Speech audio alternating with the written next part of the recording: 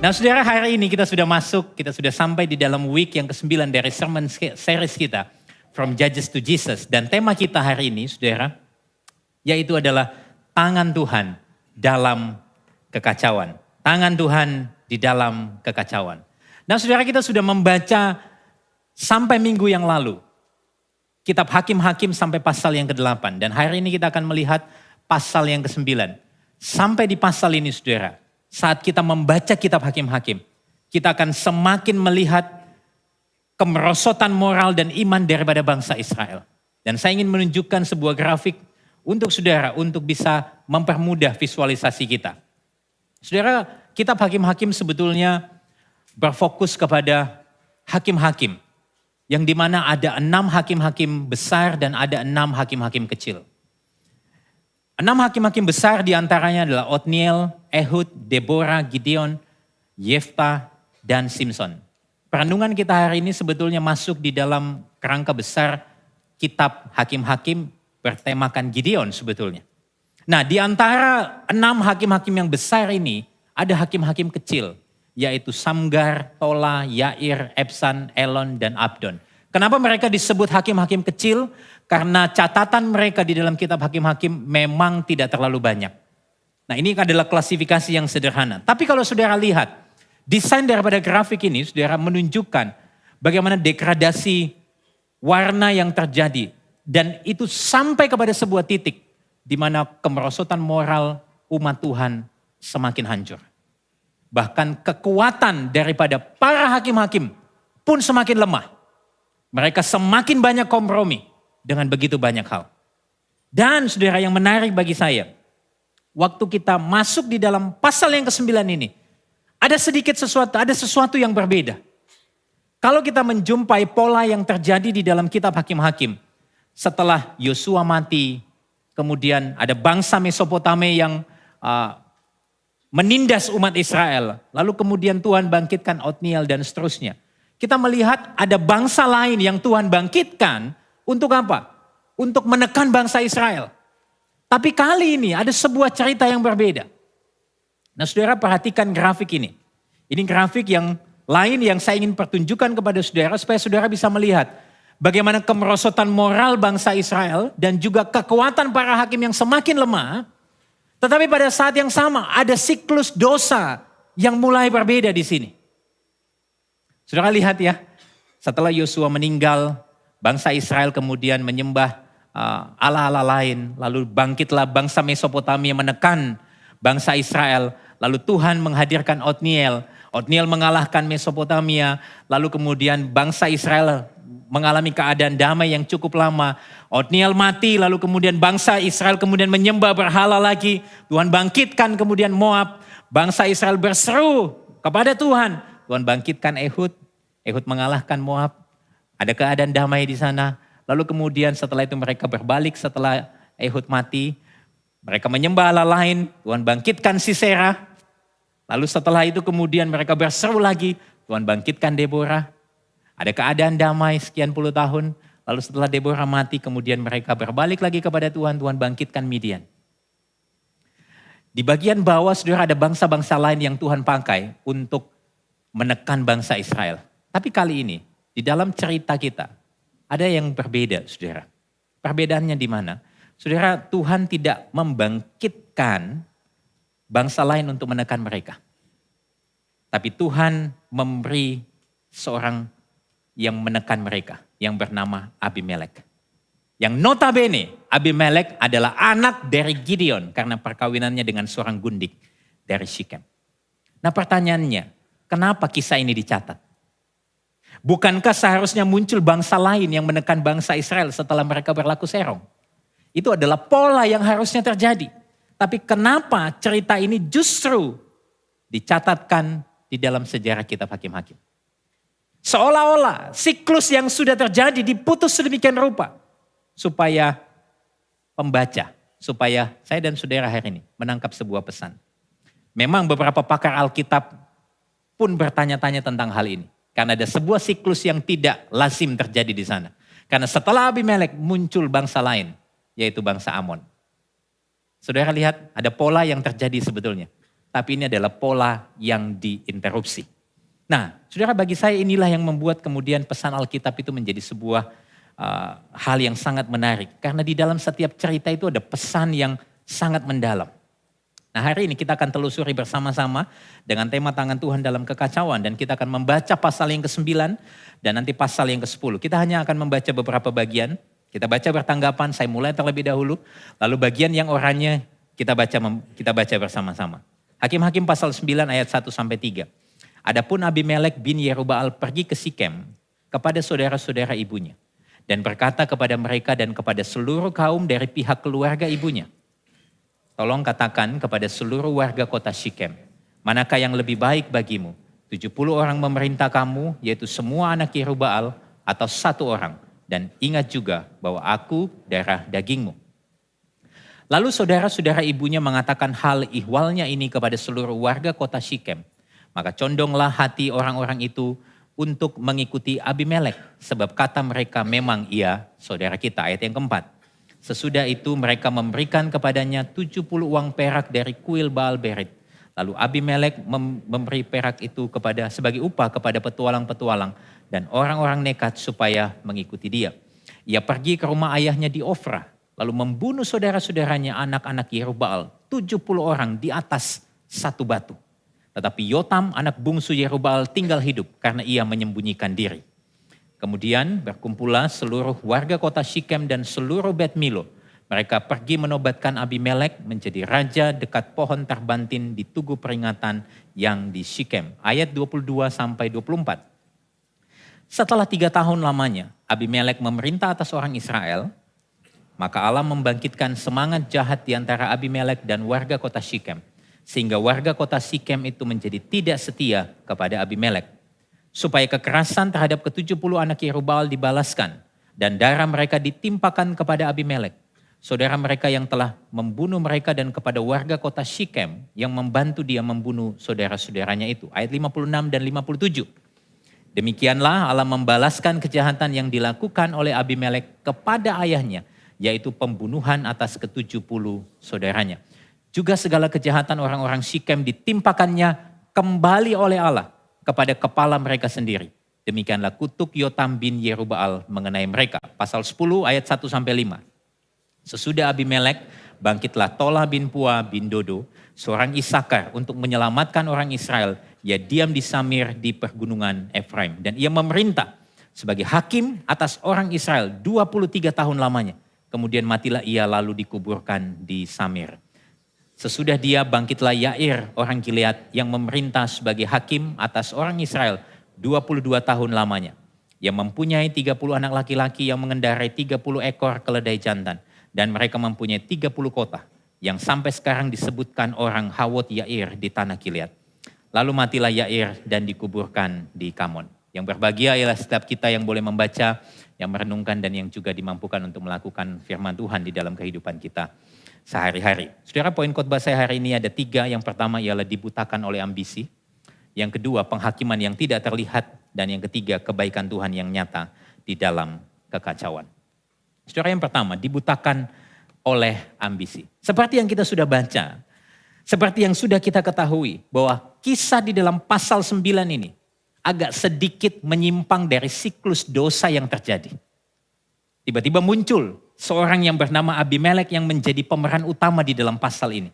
Dan di dalam pasal 9 ini, kita melihat karakter yang sangat jelas dari Abimelek. Coba kita perhatikan kembali ayat 1 sampai ayat yang ketiga.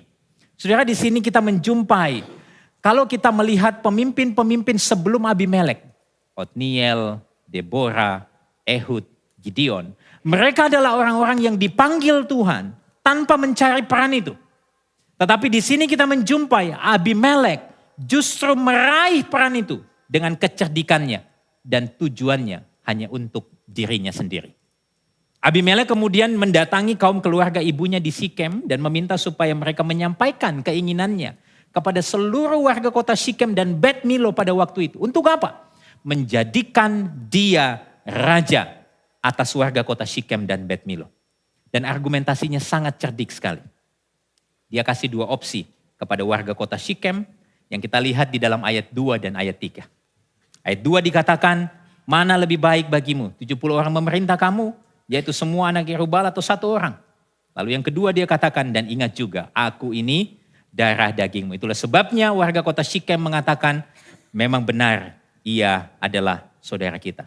Dia memberikan dua opsi kepada warga kota Syichem dengan liciknya. Yang pertama, dia seolah-olah menempatkan warga kota Syichem itu di posisi yang lebih tinggi untuk membuat keputusan. Mana yang lebih baik bagimu?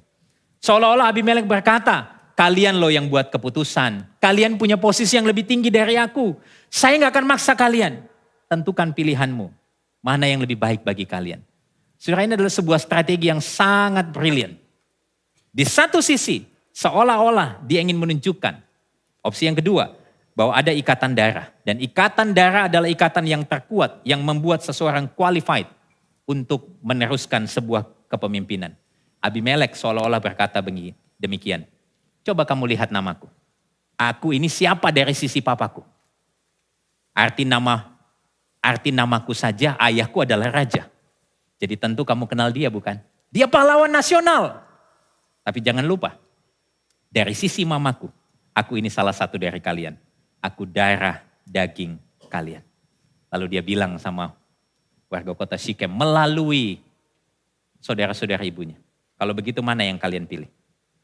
Saudara lihat bagaimana kelicikan dan di satu sisi briliannya argumentasi daripada Abimelek. Tapi sebetulnya kalau kita membaca dengan teliti, Abimelek tidak memberikan opsi yang ketiga.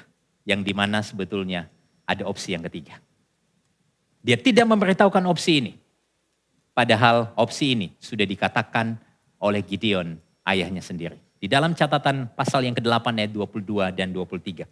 Ketika bangsa Israel berkata kepada Gideon, biarlah engkau memerintah kami dari anakmu sampai cucumu yang sudah menyelamatkan kami dari orang Midian. Tapi apa jawab Gideon? Perhatikan ayat 23. Kita baca sama-sama bagian yang berwarna oranye di sana. 1, 2, 3. Aku tidak akan memerintah kamu dan juga anakku tidak akan memerintah kamu. Tetapi Tuhan yang memerintah kamu. Secara literal, sebetulnya Abimelek tidak memberitahukan opsi ini kepada warga kota Syichem dan Bet Milo. Jelas saudara, opsi ketiga berbicara tentang tidak seorang pun dari anak Gideon yang akan memerintah atas bangsa Israel. Karena apa? Gideon tahu ini bukan tentang kerajaan keluarga, tapi ini tentang kerajaan Allah. Disinilah kita menyaksikan bagaimana kelicikan Abimelek di dalam menyusun strategi. Untuk apa? Memuluskan rancangannya supaya dia menjadi raja bagi orang banyak, bagi umat Israel, dan sebetulnya bagi dirinya sendiri.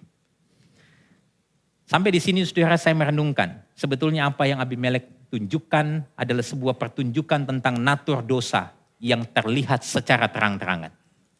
Dan saya suka dengan apa yang dikatakan oleh Paul David Tripp tentang ini. Bahwa dosa pada dasarnya adalah penyembahan berhala. Dosa menggantikan Tuhan sebagai raja yang layak di hati kita dengan sesuatu atau seorang yang lain.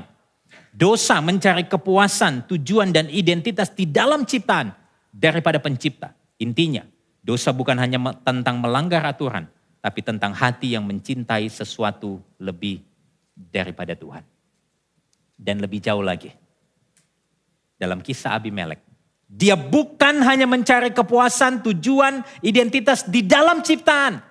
Dia justru menunjukkan bahwa hanya dia yang sanggup memberi kepuasan bagi umat Tuhan.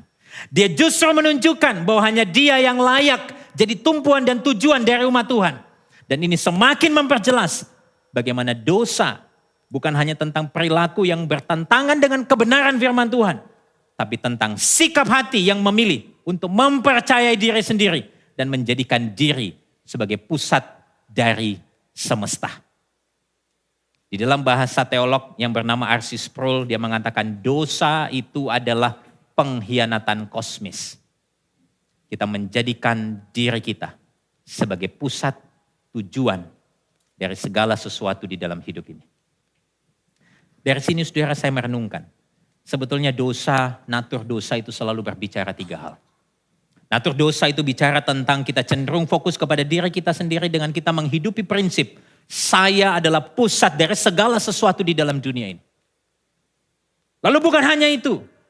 Orang berdosa akan selalu merasa cukup dengan dirinya. Self-sufficient. Dengan kita berkata bahwa saya tidak perlu bergantung atau tunduk kepada orang lain.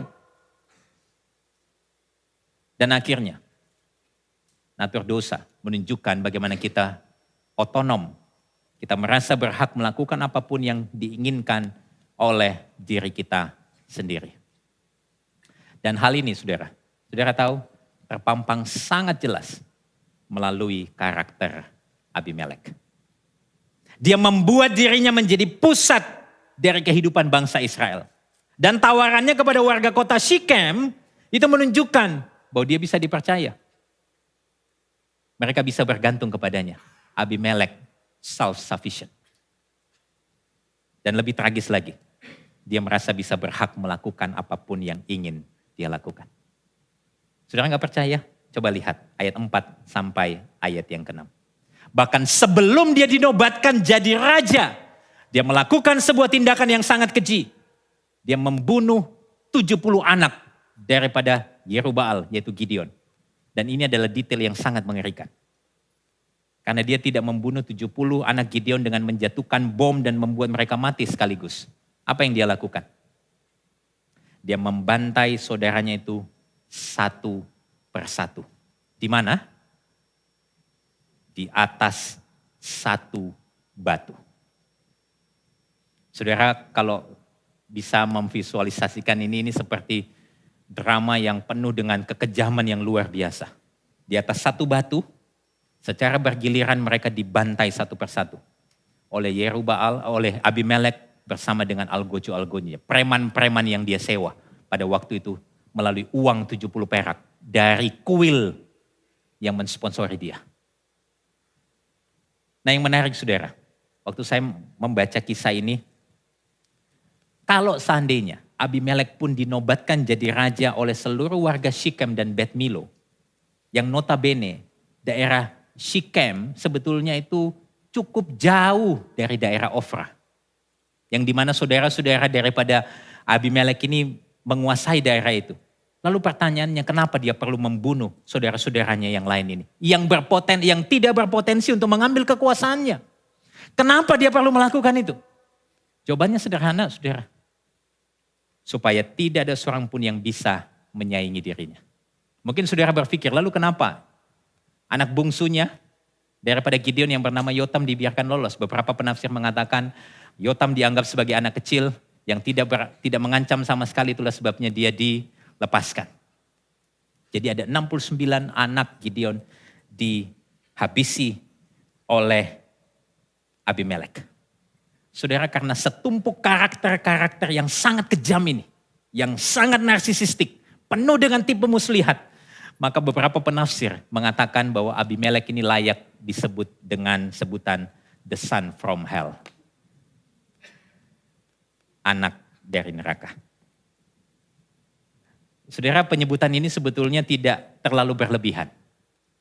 Mungkin saudara mengatakan, aduh ini pastor kok agak kejam juga hari ini ya. Enggak saudara.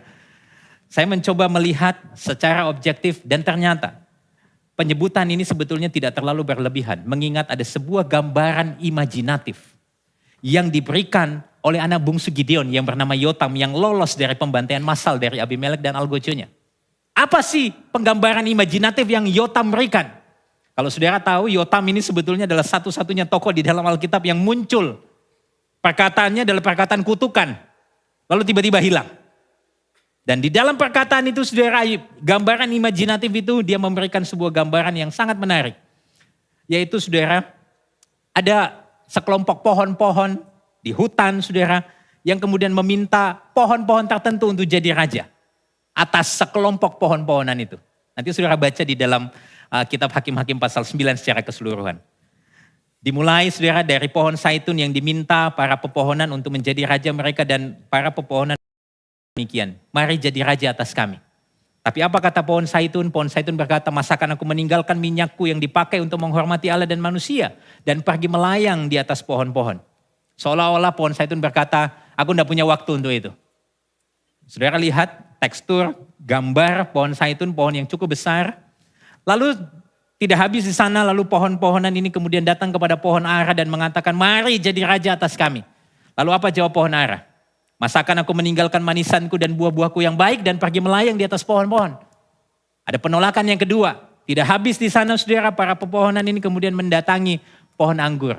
Saudara, pohon anggur mungkin bukan pohon yang bagi saudara terlalu kuat, tetapi ketika mereka merambat dan bersatu menjadi banyak, mereka menjadi sebuah pohon yang besar sekali sebetulnya.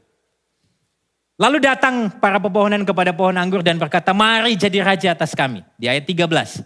Lalu kemudian jawab pohon anggur, masakan aku meninggalkan air buah anggurku yang menyukakan hati Allah dan manusia dan pergi melayang di atas pohon-pohonan. Dan pohon yang terakhir saudara, ini adalah perkataan Yotam, adalah pohon semak duri. Semak duri diminta untuk menjadi raja dan jawab semak duri di dalam catatan ayat 15. Jika kamu sungguh-sungguh mau mengurapi aku jadi raja atas kamu, datanglah berlindung di bawah naunganku. Tapi jika tidak, biarlah api keluar dari semak duri dan memakan habis pohon-pohon aras yang ada di gunung Libanon. Saudara tahu semak duri? Sangat jauh berbeda kalau kita compare dengan pohon ara, pohon zaitun, bahkan pohon anggur. Tapi karena frustrasinya para pepohonan ini, sehingga semak duri pun diminta untuk menjadi raja atas seluruh pohon-pohon. Mungkin saudara bilang gini, apa maksudnya pastor? Nah, saya bantu saudara. Saya suka dengan apa yang dikatakan oleh Timothy Keller dalam hal ini saudara. Timothy Keller menggambarkan penggambaran imajinatif ini dengan mengatakan demikian. Jika kalian telah berlaku adil kepada keluarga Gideon dalam menjadikan Abimelek sebagai raja, dan ayo kita akui, kalian tidak melakukannya. Tapi kalaupun seandainya kalian melakukan ini, semoga kalian menemukan berkat yang besar dari pemerintahan Raja Abimelek. Tapi kalau tidak, dan kita akui, ayo kita lihat, memang tidak. Semoga kalian dapat apa yang kalian semua layak dapatkan dan kalian dibakar olehnya dan ia akan dibakar oleh kalian. Lalu kalau kita baca lagi saudara, Hakim-Hakim 19 dan 20 sebetulnya menyatakan hal yang sama. Dan disebutkan di sana, biarlah api keluar memakan habis kota Sikem dan Bet Milo. Demikian juga halnya biarlah kota Sikem dan Bet Milo menghabisi Abimelek. Dan berhenti di situ. Kalau kita baca lebih detail, kita teruskan lagi saudara. Di dalam ayat 23 dan 24 dikatakan bahwa ada evil spirit, ada roh jahat yang hinggap atas Abimelek dan warga kota Sikem. Sehingga keduanya saling menghabisi satu sama lain. Dan penjelasan ini saudara, membuat saya merasa bahwa tidak terlalu berlebihan. Kalau para penafsir mengatakan bahwa Abimelek adalah the son from hell. Dale Ralph Davis kemudian menambahkan begini. Semak duri baik digunakan sebagai bahan bakar tetapi buruk sebagai raja. Mereka lebih baik terbakar daripada memerintah. Anehnya, orang-orang memiliki kecenderungan untuk menerima kepemimpinan semak duri. Dan ini adalah sebuah fakta yang membingungkan. Jadi sungguh sangat celaka ketika warga kota Sikem dan Bet Milo menobatkan Abimelek jadi raja. Dan sebetulnya ini adalah sebuah resep hanya untuk mendatangkan bencana. Sama seperti ketika saudara punya anak usia 5 tahun, saudara minta dia untuk menyetir mobil saudara untuk perjalanan trip keluarga saudara dari Surabaya ke Jakarta. Itu adalah resep sebuah bencana. Mungkin saudara bilang begini, pastor, ini kok kayaknya gak relate sama saya hari ini. Ya, ini isunya sama sekali tidak relate sama apa yang sedang saya alami di dalam hidup saya. Coba kita berhenti sebentar untuk memikirkan bagian ini. Dalam perenungan saya, saudara, saya ingin kita memikirkan hal ini. Selama ini, mana yang jadi prioritas saudara saat memilih pemimpin? Karunia atau karakter? Saya kasih contoh. Sebutlah ada 2 orang yang namanya Karu dan Kara. Oke?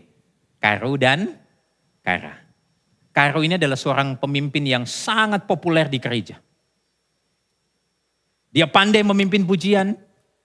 Dia bisa memimpin pujian dengan sangat baik. Nada-nada yang dilantunkannya sangat presisi. Bahkan kalau dia memimpin pujian, saudara, dia bisa memimpin pujian dengan sangat baik dan membuat orang-orang dari gereja tradisi yang biasanya kalau menyanyi diem, tidak tepuk tangan. Dia bisa membuat orang-orang yang seperti ini kemudian mengangkat tangan waktu penyembahan dan berkata, puji Tuhan, haleluya. Kalau dia menyampaikan khotbah, saudara, dia bahkan bisa membuat orang-orang yang kaku quote and quote. Bisa meneriakkan kata amin dengan leluasa.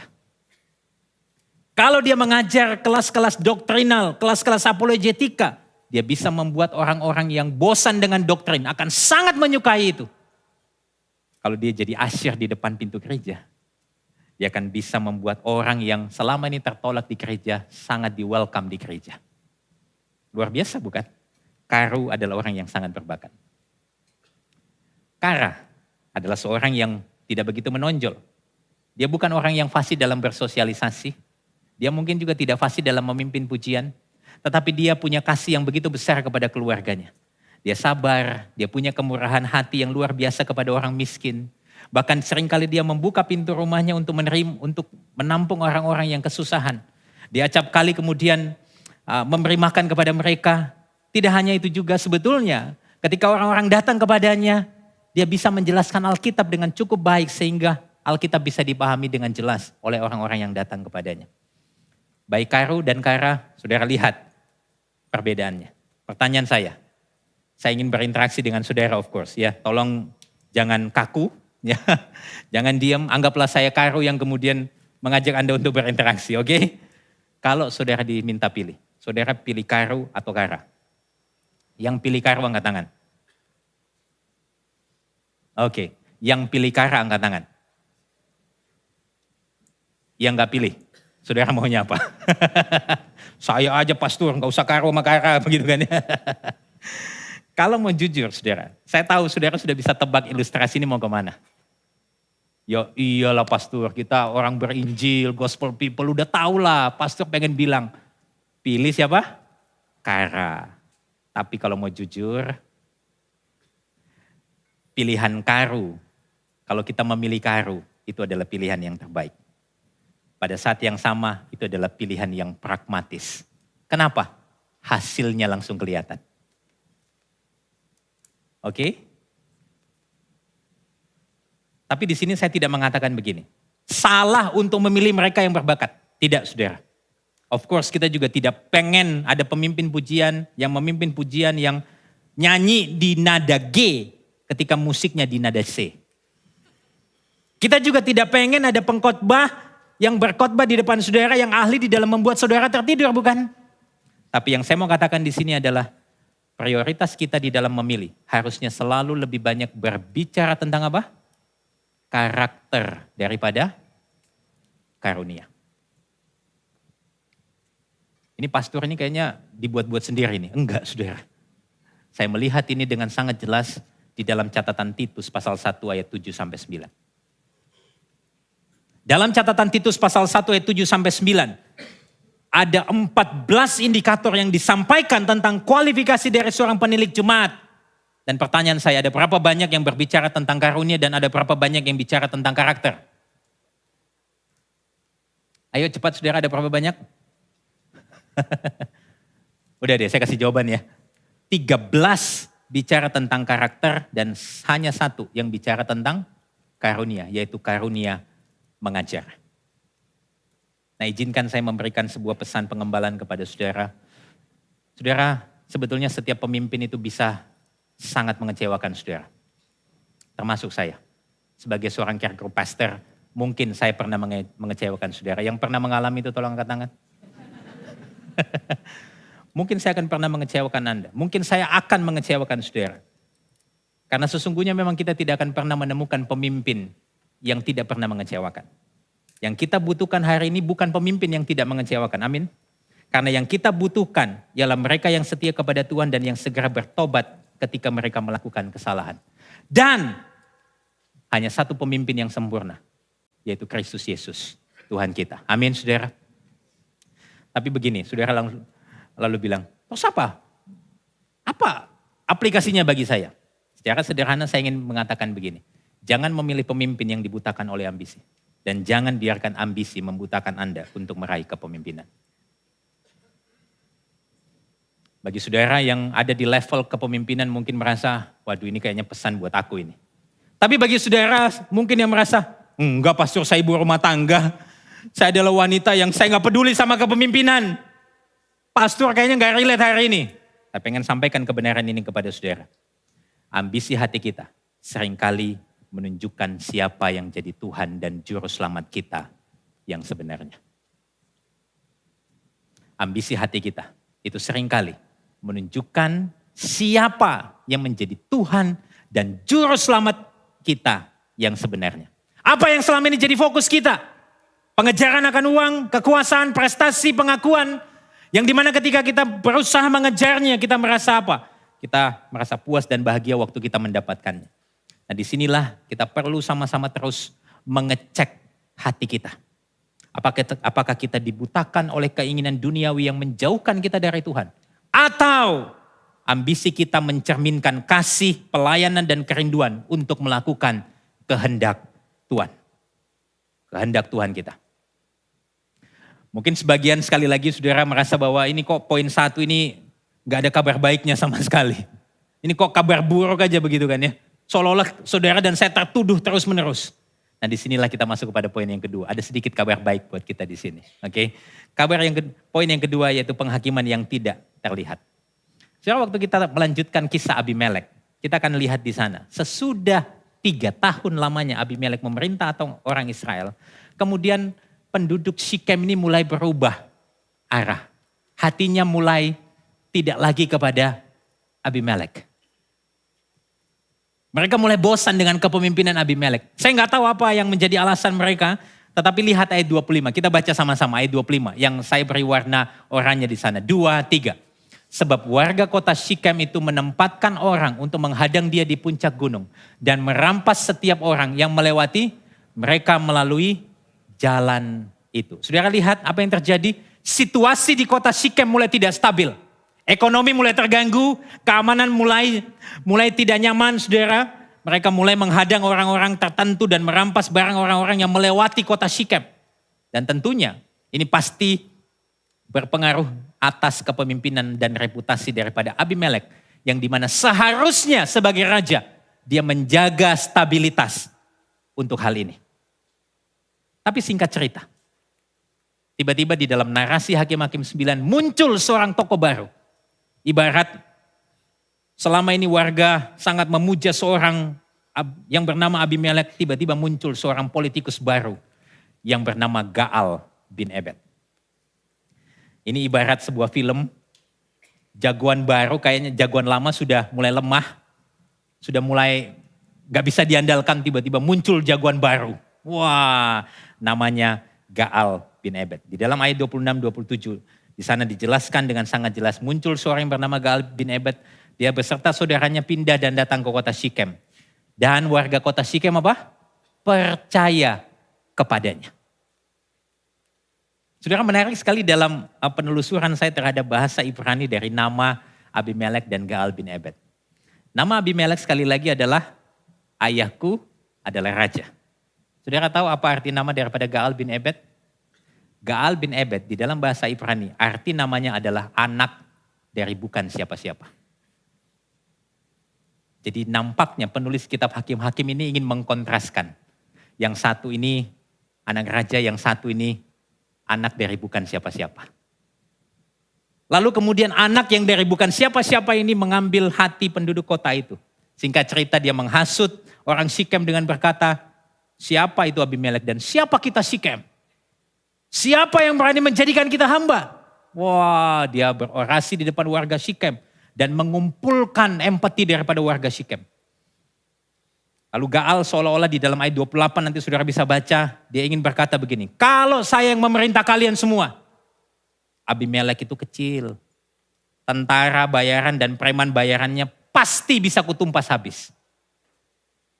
Sekali lagi, saya ingin menunjukkan bagaimana kita melihat gambaran pemimpin yang jauh dari kualitas pemimpin dengan karakter yang rendah hati di sini.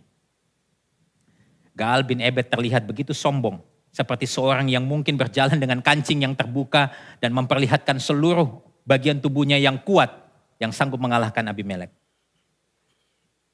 Hasilnya memang penduduk Sikem terpukau dengan dia dan senang dengan Gaal. Lalu sekarang berganti memihak Gaal bin Ebed. Tapi ada yang miris, saudara. Ada yang miris di sini. Ini sebuah plot twist daripada cerita ini. Ada tokoh yang lain yang muncul di dalam ayat 30 dan 31. Kita baca sama-sama ya. Ayat 30 dan 31. 2, 3. Ketika Sebul penguasa kota itu mendengar perkataan Gaal bin Ebed, bangkitlah amarahnya. Ia mengirim utusan kepada Abimelek di Aruma dengan pesan apa? Gaal bin Ebed dan saudara-saudaranya telah datang ke Sikem dan ketahuilah mereka menghasut kota itu melawan engkau. Ada seorang yang namanya Sebul, dia mungkin politisi papan atas di kota Sikem. Sebul ini nampaknya sangat loyal kepada Abimelek, sehingga dia melaporkan niatan daripada Gaal bin Ebed kepada Abimelek. Tapi pada saat yang sama, perhatikan, Sebul ini ada di mana? Di Sikem. Dia nampaknya politikus bermuka dua. Politikus yang bisa menggunakan topeng kesetiaan kepada Gaal, tetapi ternyata adalah seorang pengkhianat. Sampai di sini saudara, cerita ini benar-benar gelap. 3 tokoh yang disoroti, Abimelek, Gaal, dan Sebul, memiliki tingkat keparahannya masing-masing. Abimelek sangat ambisius, Gaal sangat sombong, Sebul tidak bisa dipercaya. Lalu singkat cerita, akhirnya kesombongan Gaal sampai ke telinga Abimelek dan Abimelek murka atas itu. Pertempuran terjadi, Abimelek menyerang Gaal, dan akhirnya Gaal pun pergi dari Sikem dengan kekalahan. Apakah cerita itu selesai di sini, saudara? Ternyata tidak. Setelah hari itu berlalu, Abimelek tampaknya yang sudah menang. Ada sebuah catatan yang menarik di dalam pasal 42 sampai 45. Kalau saya boleh gambarkan, saudara. Orang-orang Sikem ini berpikir bahwa semua drama ini sudah selesai. Kontestasi politik sudah dimenangkan oleh Abimelek. Tapi ternyata mereka keliru menganggap itu.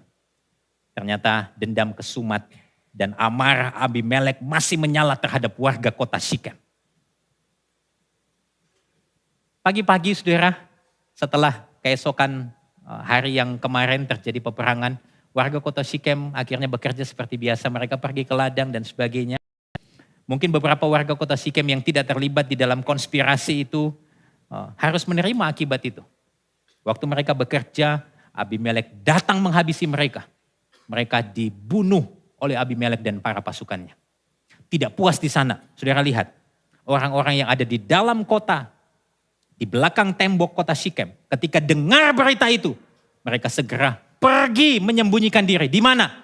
Mereka menyembunyikan diri di sebuah kuil yang bernama kuil El Berit. Mereka masuk ke sebuah bunker dalam tanda kutip, menyembunyikan diri di sana. Dan saudara tahu apa yang Abimelek lakukan? Dia pergi keluar, dia pergi memotong dahan-dahan kayu dan sebagainya. Dia membawa itu ke kuil itu dan membakar dahan-dahan itu. Dan dikisahkan Abimelek membakar habis orang-orang kota Sikem. Sangat mengerikan. Dicatat ada kurang lebih sekitar 1.000 orang laki-laki dan perempuan yang mati pada waktu itu. Ironisnya, kuil yang membiayai Abimelek menjadi raja justru dibakar oleh dirinya sendiri. Sikem yang adalah kota asal Abimelek, Abimelek hancurkan sendiri dengan tangannya.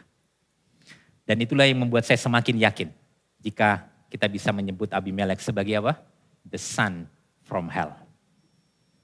Tapi apakah amarah Abimelek menjadi padam setelah membumi hanguskan kota Sikem? Ternyata saudara ada drama lain yang muncul. Ini seperti sebuah film dari episode ke episode dan hampir memuncak. Ayat 50 sampai 52 dikatakan begini. Selanjutnya, jadi amarah Abimelek ini tidak berhenti. Dikatakan selanjutnya Abimelek pergi kemana? Ke sebuah kota yang bernama Tebes. Ia mengepung Tebes lalu merebutnya. Saudara tidak dicatat, kok Tebes ini bisa ikut-ikutan dihabisi sama Abimelek. Kok bisa tiba-tiba Abimelek itu juga marah sama kota Tebes. Yang tertulis dengan jelas saudara, Abimelek menyerang Tebes. Dan sepertinya sejarah Sikem akan terulang lagi. Tapi tiba-tiba cerita berubah lagi.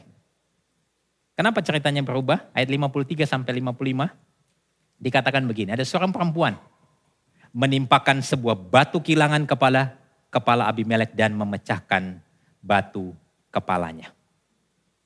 Abimelek yang nampaknya berpikir akan berhasil membantai orang di Tebes. Justru tiba-tiba ada sebuah adegan yang berbeda. Adegan ini seperti deja vu. Seperti deja vu. Yang mengingatkan saya akan tragedi kematian Sisera di tangan seorang ibu rumah tangga yang bernama Yael. Abimelek kemudian tertimpa sebuah batu kilangan oleh seorang perempuan yang tidak disebutkan namanya. Yang membuat kepalanya pecah. Apakah Abimelek mati? Tidak juga saudara. Saya sampai berpikir memang orang jahat matinya susah. Lalu ayat 54. Dia panggil bujangnya. Dia suruh bujangnya menghunuskan pedangnya untuk membunuh dia.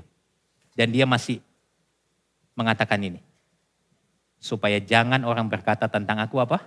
Seorang perempuan membunuh dia. Lalu bujangnya menikam dia sehingga dia mati. Padahal kalau saudara lihat, ironi yang lain.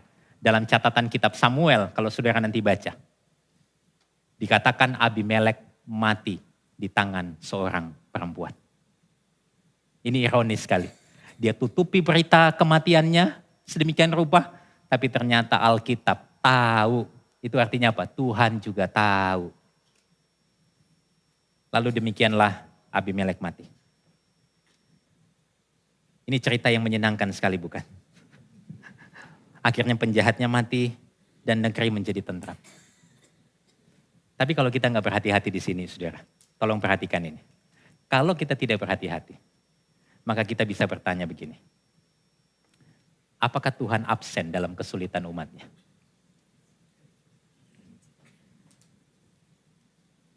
Kok ceritanya ini seolah-olah cerita yang sangat kelam. Seolah-olah Tuhan itu tidak campur tangan di dalam kisah-kisah ini. 69 anak Gideon mati, dibantai. 1000 laki-laki dan perempuan mati di kota Shikem dengan cara yang mengenaskan. Beberapa puluh orang mungkin di kota Tebes juga mengalami hal yang sama. Lalu di mana Tuhan? Mungkin tidak jarang kita pun ketika kita mengalami situasi-situasi yang sulit, kita seringkali juga bertanya, kenapa Tuhan tidak hadir di dalam situasi yang sulit dalam hidupku? Tapi disinilah kita perlu lihat dengan teliti apa yang Alkitab nyatakan. Coba perhatikan ayat 56-57. Sebetulnya ada 2 kali di sana. Ayat 56 dan 57. Allah membalaskan kejahatan yang dilakukan oleh Abimelek kepada ayahnya dan seterusnya. Ayat 57 dikatakan apa? Juga segala kejahatan orang Sikem ditimpakan kembali oleh siapa? Oleh Allah. Lalu kalau saudara membaca ayat 24.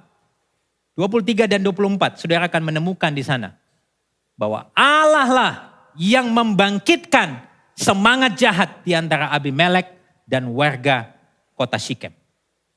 Dalam ayat ini saudara, perhatikan ini. Penulis kitab Hakim-Hakim menunjukkan kepada kita sekilas apa yang Tuhan lakukan. Tuhan tidak absen.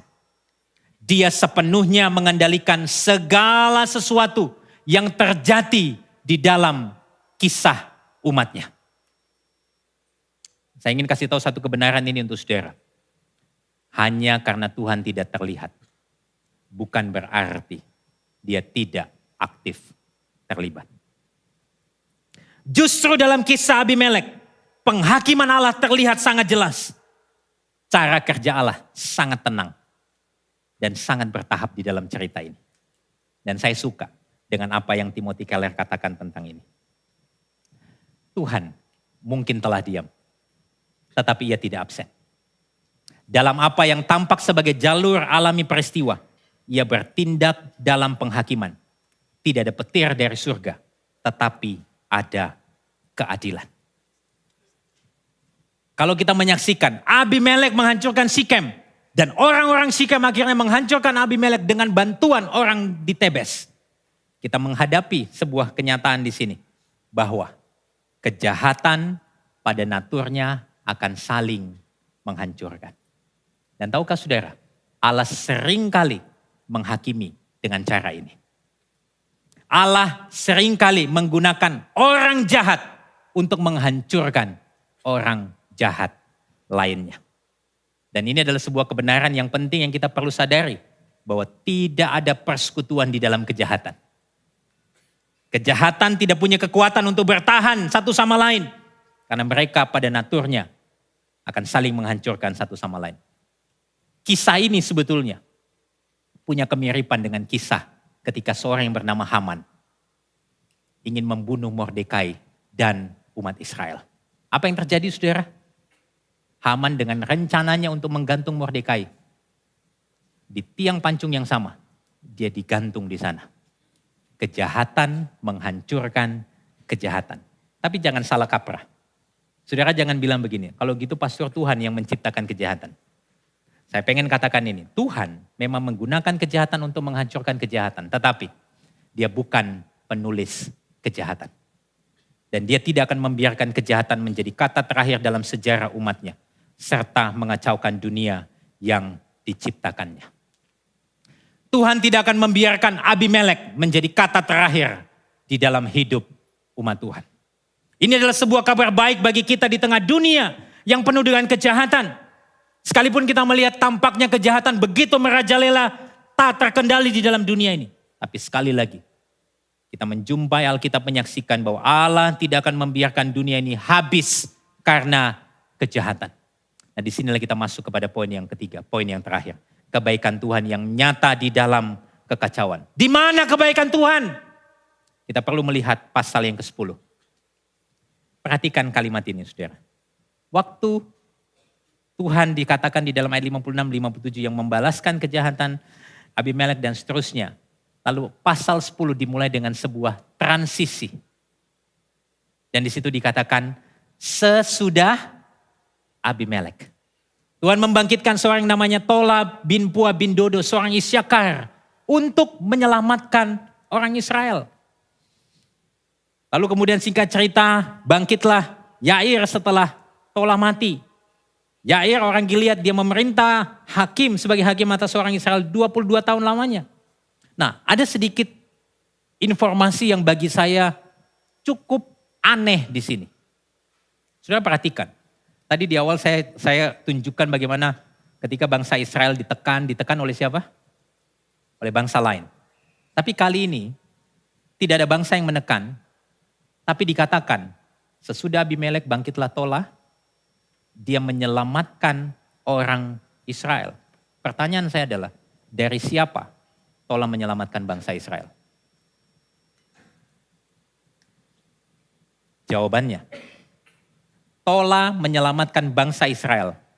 Bukan hanya dari Abimelek, tapi dari diri mereka sendiri. Dan yang menyelamatkan mereka sebenarnya bukan Yair, bukan Tola, tetapi Tuhanlah yang membangkitkan Tola dan Yair. Sehingga bangsa Israel mengalami kedamaian 45 tahun.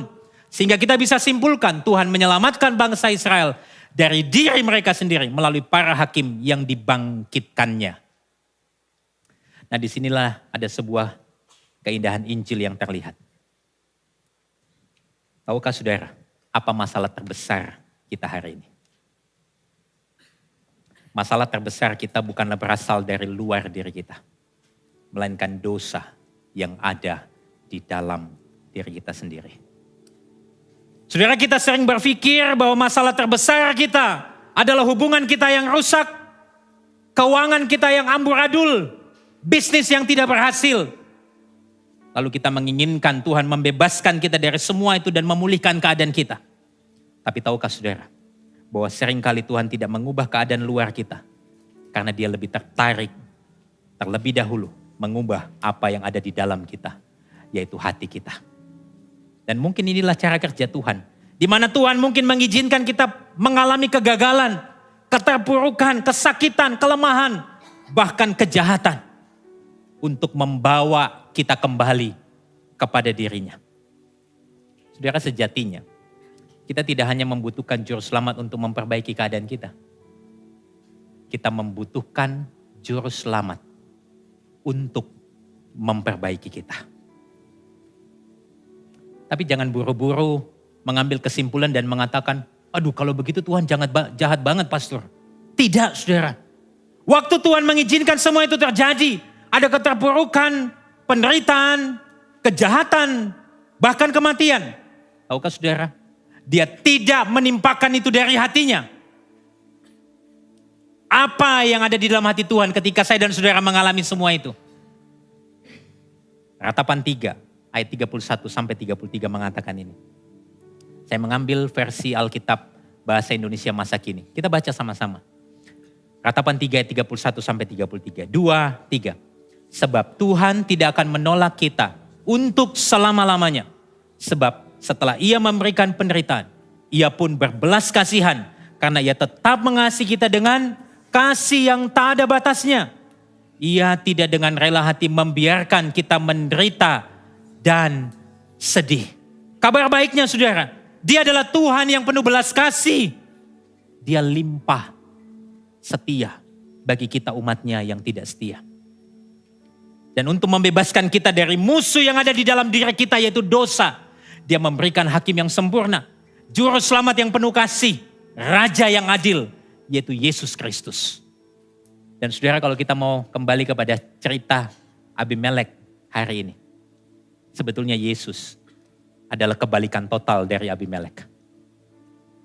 Abimelek yang tadi berulang saya katakan dia bisa disebut sebagai anak dari neraka. Dia menyusun rencana yang begitu brilian untuk menjadikan dia raja. Yang dimana dia sebetulnya hanya tertarik melayani dirinya sendiri. Dengan cara apa? Dia membunuh saudara-saudaranya.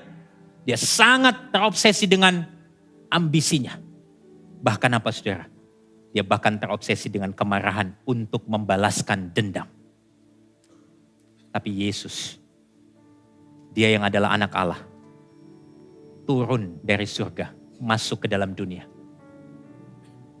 Menjadi manusia, bahkan menjadi hamba. Dia yang adalah raja segala raja. Dia meninggalkan tahtanya. Dia melayani saya dan saudara. Dia mengorbankan dirinya. Bahkan dia mengalami murka dan keadilan Allah. Dia mengalami kemarahan Allah di atas salib. Di atas salib, Yesus mengalami murka dan keadilan Allah. Dia menerima hukuman atas kejahatan yang tidak diperbuatnya. Dia ditolak, ditinggalkan atas hidupnya yang sempurna dan berkenan. Bahkan dia menanggung segala rasa sakit sampai mati. Pertanyaannya untuk apa? Agar kita yang berdosa ini dapat menerima pengampunan. Agar kita yang seharusnya mengalami kematian menerima kehidupan kekal. Agar kita yang harusnya tertolak diterima sebagai anak-anak Allah. Agar kita yang harusnya menderita hari ini di dalam penderitaan kita punya pengharapan abadi. Agar kita yang hari ini kalau kita mengalami duka cita, kita bisa menerima penghiburan yang terbesar. Sesungguhnya, waktu kita mengalami kasih setia Tuhan, kebaikan Tuhan yang tidak pantas kita terima melalui Yesus. Hari ini saudara, hati kita dibebaskan dari perbudakan dosa. Hati kita dibebaskan dari ambisi-ambisi yang mengejar dunia ini. Hati kita dibebaskan dan hati kita digantikan dengan hati yang baru untuk hidup bagi kemuliaan Tuhan. Amin saudara. Dengan kata lain, Injil sesungguhnya sanggup mengubahkan manusia lama kita yang mencintai diri kita untuk menjadi manusia baru yang mencintai Kristus. Lalu apa yang menjadi refleksi kita hari ini? Coba renungkan ini. Apa yang selama ini seringkali membutakan kita, ambisi-ambisi kita untuk membangun kerajaan kita sendiri? Atau justru apakah kita semakin rindu melayani serta memberi diri bagi pekerjaan kerajaan Allah? Bagaimana selama ini kita memandang persoalan penderitaan dan kejahatan? Apakah kita cenderung menyalahkan Tuhan? Atau justru kita mengingatkan diri kita akan kebaikannya yang tidak pernah meninggalkan kita? Kalau kita sudah menjadi manusia baru melalui kelahiran baru, kenapa seringkali manusia lama kita masih mendominasi? Dosa apa yang masih mengikat hati kita dan membutuhkan kasih karunia Tuhan untuk membebaskan kita? Apa yang menjadi respon kita?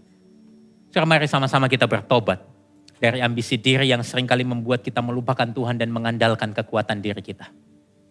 Mari arahkan pandangan kita kepada karya salib Kristus dan ingat senantiasa kasih karunia-Nya, kesetiaannya yang tidak pernah berkesudahan di dalam hidup kita.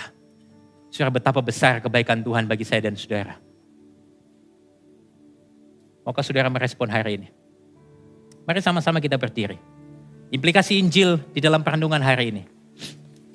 Orang berinjil tidak mencari posisi bagi dirinya sendiri, melainkan rindu untuk melayani orang lain. Sebagaimana apa yang Kristus telah lakukan, dia memberi diri dan melayani terlebih dahulu.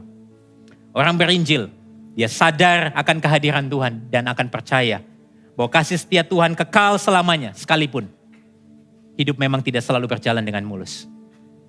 Orang berinjil adalah orang-orang yang mudah bertobat dari kecenderungan dosa dan yang dimampukan untuk hidup seturut kehendak Tuhan di dalam segala perkara. Kita beri kemuliaan untuk Tuhan kita.